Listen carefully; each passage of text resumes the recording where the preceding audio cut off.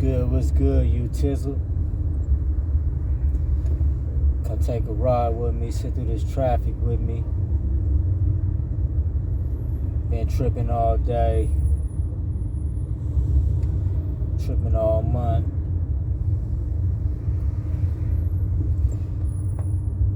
Today, though, marking, 2022,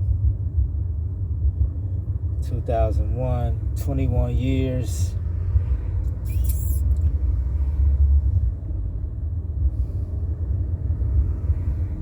Years ago, it was Friday the 13th. Ask me how I remember that. It was Friday the 13th.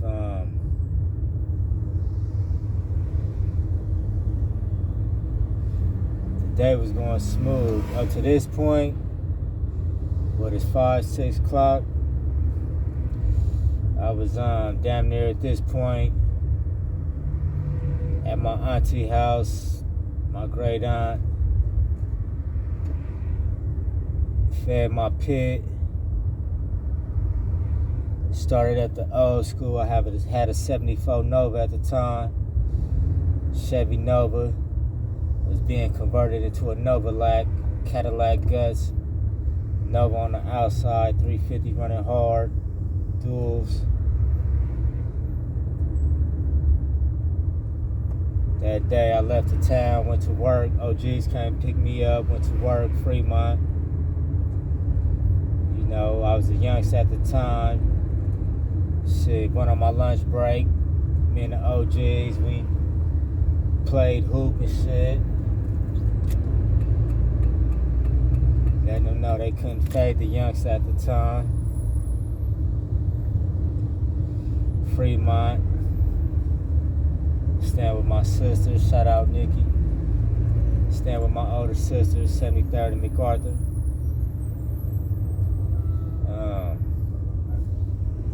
You know, went over there, Bounce got off work, jumped in the shower.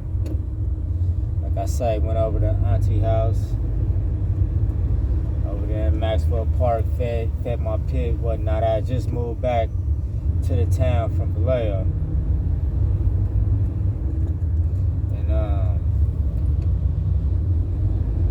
My little chick I was with at the time, she was in Vallejo, so I was headed out there to see her.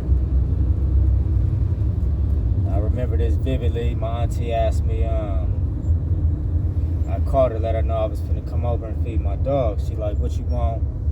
What you gonna get us to eat? I'm like, I'm good, auntie, I'm finna go get some catfish, but what you want? She like, bring me some okra from Church's. Church's chicken. Don't get no better. So I, you know what I'm saying, went 73rd. Got my auntie some chicken. 73rd and Bancroft. No, not some chicken, some okra. She wanted some fried okra. So anyway, I got the okra. Took her to okra, and I'm telling you this because this is one of the key things to bring me back. And when I got to her house, she like, dang, this is a lot of okra. I'm like, man, you know, the lady behind the register, you know, she thought I was cute, so she hooked me up with the okra. Boom. Fed my dog. Started up my old school. So I just got the tags for my old school. So anyway, boom. You know what I'm saying? Give me half pint of Hennessy. I think it was a half pint, half pint, whatever. I'm to the V. To the V. Before I get to Vallejo, stop at my mom's house in Benicia. Well, you know, chop it up with moms for a minute. And chop it up with moms for a minute. little sisters had just got their report cards.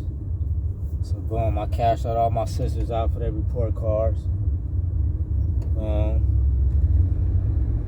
We just went to the A's game that previous weekend, so Mom told me she had something for me for their tickets.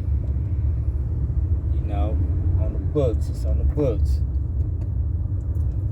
Alright, boom. Told her I'm finna go see my little chick and whatnot. So she like, when she gonna get to meet this chick, right? So I'm like, Mom, don't trip. You know, I just moved back to the town. You know, it goes down, you know. Right. She's finna play out in a sec. Don't even worry about meeting her. You know, say there's one chick I got my eye on. If I get her, probably just gonna settle down. If not, all these different cities I hit every weekend, cause your boy stay doing it moving, you know. I'm a homebody now, but stay wiggling, stay in the traffic, you know, no matter where I was at, that, you know what I'm saying, the weekend hit, I'm not in that city no more. So I told moms like this, don't worry about this, meeting this chick right here. I got my eye on this one chick that I like to lock down. But if that don't work, I'm going to throw in the towel and I'm just going to have a baby in every one of these cities I hit. I'm going to have a baby in these cities. So therefore, my kid got a sibling that's just a bus, a BART ride, a Greyhound, whatever, away. Just like I'm hitting these cities, my kids hit these cities, they gonna have siblings. It's a sick thought, but I really had thought that, and you know, that could be one reason God intervened. But that's where my thinking was at, you know. Forget it, man. I'm just gonna take this raincoat off and just start dripping everywhere and see where the seeds land, you feel me? But I'm actually glad God did intervene. You know, I got 5 kids now, 1 wife, all my kids by the same woman, and trying to do this family thing. You know, not just for me, but for my people, for our culture, man. We got to get it together. But anyway,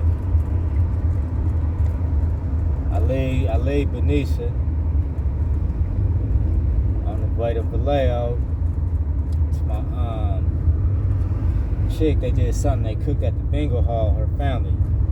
So they was doing a little bingo thing. So I slide up in the bingo hall. Boom. Her mom telling me she just left. Like, what? Supposedly she caught the bus home. It's alright. So I shoot over to her house. She there. But I never seen no bus the whole little route. I don't know the bus route, but I didn't see no damn bus. But she home. So boom. She come out to the car. We chopping it up. She telling me, you know, said she got to go inside because her baby acting up. Now, that's an important part of the story too. That little piece of information right there, it'll bring me back. And when I say bring me back, I was in a car accident, ejected from the car. With 2 of my little cousins and they partner. I'm sitting behind the driver. My cousin Z, he driving. And he ended 2 fractured ribs. His partner sitting next to him. You know what I'm saying? Had something that previously happened, but he ruptured his spleen again. My little Siamese twin, Nelly Bo, he's sitting behind a passenger, which the car T-boned us. 73rd and Hamilton. I guess we was coming off Hamilton, and they got some bushes. You can't really. It's a little blind spot for a minute. Little cuzzo got handles. I don't know what happened. But anyway, the fools be speeding down that. You pass that Coliseum, you coming down that little ramp. You know what I'm saying? Fools be taking it there. So anyway, we coming off Hamilton, finna make that left on the 73rd. Got T-bombed. I got ejected out. And they say I hit a cyclone fence, which actually saved me, because they like the fence gave way and broke my fall. Kind of, you know what I'm saying, kind of cushioned the impact. And like if it would have been a cement wall or whatever, I'd have been done for. So anyway, yeah, so everybody's sitting back there. Me and my cousin in the back. We get T-bombed. Now, I did meet the cat that came around and called the ambulance. Called the ambulance for us. My cousin said they ran through our pockets. The dude, from what he told me, it was like they was around the corner, they heard the crash. They came around there, like some people still in the car. So boom, they got the first 2 out the front seat. Get them out. So then they're trying to get my cousin Nell out the back. They can't get him out. He pinned up in there. They had to use the jaws of life. To cut him out. So I trying to get him out. They heard some moaning. So they come around, and he was like, "You was halfway underneath the car." Like underneath the car, he's like, yeah. He's like, if the car would have been flat, you would have got flat. But he like, we heard you moaning. And you was, you know what I'm saying, you was halfway underneath the car. So boom, they called the ambulance and everything.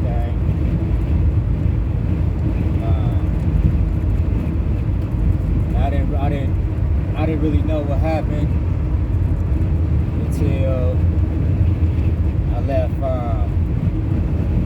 Fairmont Rehabilitation Hospital. I spent a month at Highland, 3 weeks in Fairmont. Which Highland? Shout out Highland Hospital, Oakland. Got one of the best trauma centers in the world. They get a lot of practice, but they got one of the best trauma centers in the world. And they saved your boy. Trick is about Highland, once they save you, you pretty much on your own. After that, we saved you. Right. I had to get up out of there. That's why I told my mom. She's like, why you want to leave? And I can take care of myself better than, you know what I'm saying, the care I was being given. Get me up out of here. But anyway,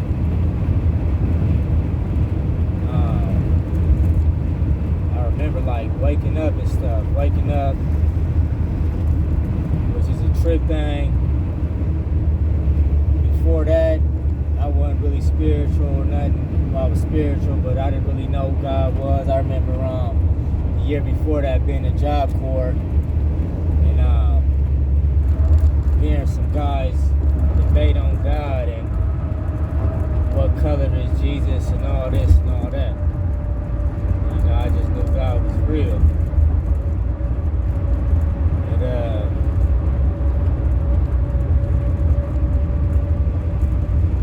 another thing, another part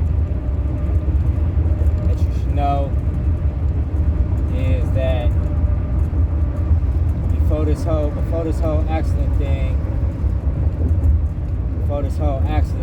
I was at a point in my life where I didn't really want to live no more. But I was kind of scared. I was kind of scared to die. See that light? That was crazy. But I was scared to die, but I didn't want to live no more.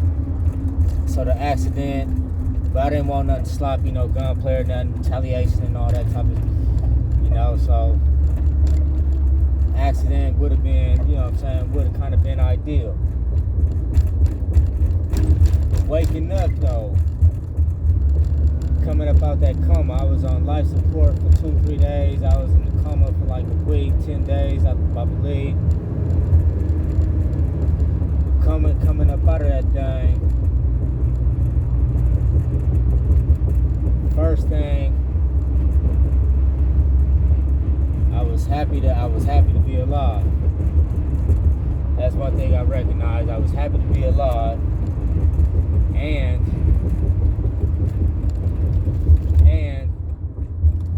I knew that God was real, because I've been, I don't know, you should call it haughty, I'm hella confident, I don't know if cocky is the word or whatever, but anyway, I'd always thought you put me in any situation with anybody, life or death, and I'm gonna get us up out of it. Now here I was in this situation, I didn't know what had happened. I just know I woke up, the lights was bright, and the doctors was around me. First thing I hear out the doctor's mouth was, "Yeah, welcome back. We glad you made it. We didn't know if he was gonna make it or not." So I'm sitting looking at the doctor and I'm thinking in my head, like, y'all the doctors, how y'all gonna not know if I make it or not? I didn't verbalize that, but I'm thinking in my head. But I could read in his eyes that he was serious. So fast forward a little bit,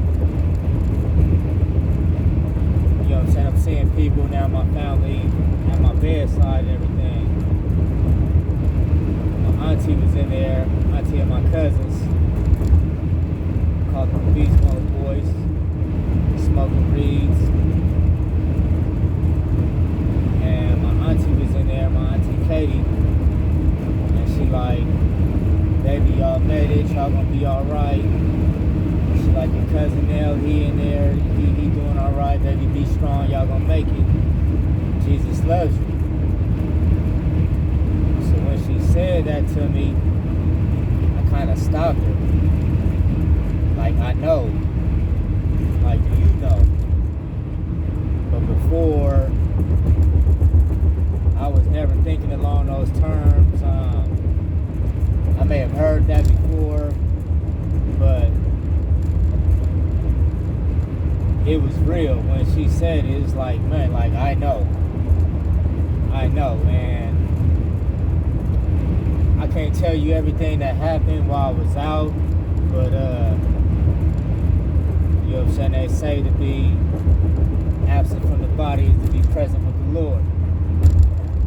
Now, and I say that to say, I always wanted to get out the hospital. The first thing my mom told me when I came, I was woke and everything, and she was like, "Boy, you got a testimony. You got to testify." And I'm like, "Testify to what? I don't know nothing. What testify, man?" And she like, "No, you got to tell your story. We won't." And so I'm still ain't knowing what happened. All I know is, let me up out this hospital. And that itself, getting up out the rehab, that itself was an event. But anyway, the day that I got out, was the day before my birthday. And like I say, it was eventful. I was dated to get out much later because I wasn't walking in there. I wasn't doing nothing. I'm playing tricks with the doctor. You know what I'm saying? Because I had a brain fracture. I don't know if I can see that scar. I had a brain fracture, blood clot in my brain, a skull fracture. Blood clot in my brain. See the scar. I don't know if you can see the scar, but I got 2 plates. I broke the 2 bones in my forearm. They rotate over each other like that. So I got 2 plates in my arms, 6 screws in each of them. I fractured my hip. I believe I got a screw in my hip. My kidney was lacerated, and I had a kidney removal. Now, I believe they sold our kidneys. And after seeing the movie Get Out, I know they did something with them kidneys. They didn't think we was gonna make it. But anyway, so I'm reading the trauma report, right? So it say that ambulance picked me up at 3:08. Oh, no. We got to Highland at 3:08 in the morning. 3:08. I'm reading my trauma report, and they write down minute by minute what they doing, giving these CCs of this, giving these CCs these this. So anyway, 3:13. I've been at the hospital 5 minutes. 3:13, and I'm reading this from the lead the hospital. 3:13, patient has stopped breathing. Boom, CPR being administered. Boom, boom, boom. Patient now breathing again. Boom, boom, boom. Giving him this CC, this CC, this. A couple of minutes later, patient not breathing. Boom, boom, boom. Giving them this, administering CPR. I don't know if they did the little clear. Boom, I don't know if they did all that. But I'm ready to administer CPR. Again. Giving them this, mom. Giving them this. A third time. Patient not breathing. CPR me, boom, boom, doing this. Patient now breathing on his own, boom, boom, boom. Patient now beginning to thrash around in the bed. So I'm reading this, and I wish I still had my trauma report. I don't know where it's at. But I'm reading this as I'm finna leave the hospital. So I guess this is what my mom been talking about, because I ain't knowing what I've been through. I'm happy to be alive, and whatever I've been through, I'm just on my way back. I'm just trying to get back. Getting up out this hospital was the main thing. So, 3 times I stopped breathing on the table. I don't know what all that means, but I'm still here. So, I thank God for that. I'm still on a mission to, to figure out what is my due purpose. And,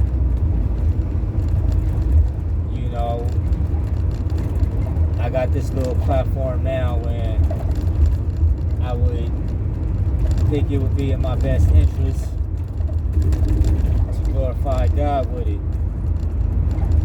I've been out here putting a little few things up, you know what I'm saying? I live a good life, not the most entertaining life, but my life is fun and it's raw. And giving you little snippets